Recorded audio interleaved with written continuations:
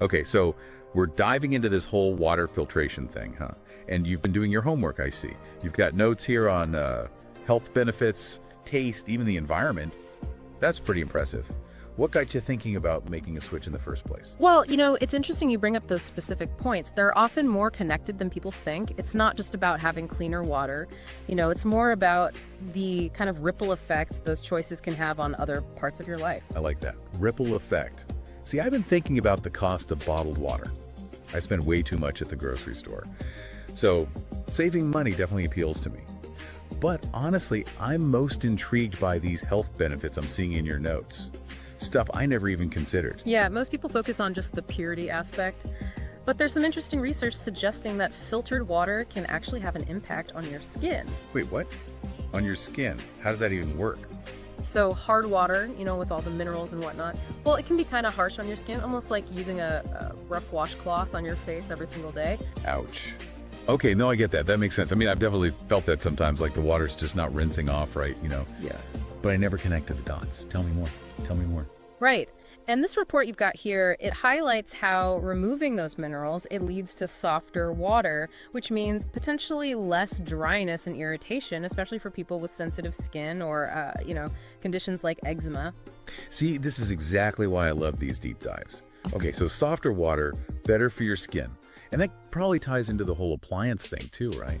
Less mineral buildup in your pipes, your appliances, they last longer. Exactly. You're getting it. That's a perfect example of those ripple effects we're talking about.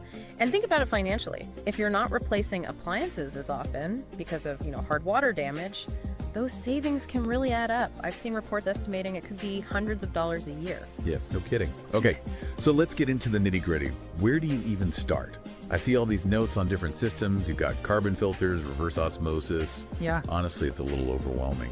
And that's why those personalized solutions are so important, because it's not, a one-size-fits-all situation. You mentioned concerns about corking in your notes. For that, a simple carbon filter might do the trick. But if you're dealing with hard water or other specific contaminants, something more robust, like a reverse osmosis system, might be necessary. So it seems like step one, understand your water. Yeah. And is that where a company like this, Pure Home America, comes in? You have them circled in your notes? It seems like it. From what I'm seeing, they offer personalized consultations.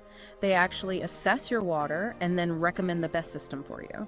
And the fact that they offer both in-person and virtual consultations, even though they're based in Florida, well, it tells me they're equipped to handle a wider range of water issues, maybe even some that are specific to our region. That's handy.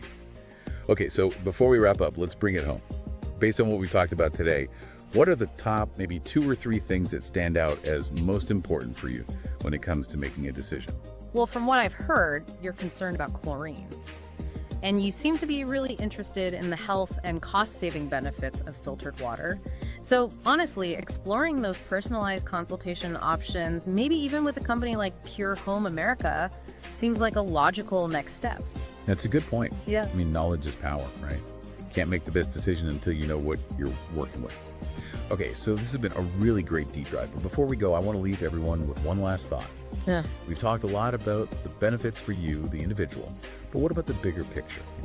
Even if you don't switch to filtered water, all of these individual choices, they add up to something, right? It makes you think about our collective water usage.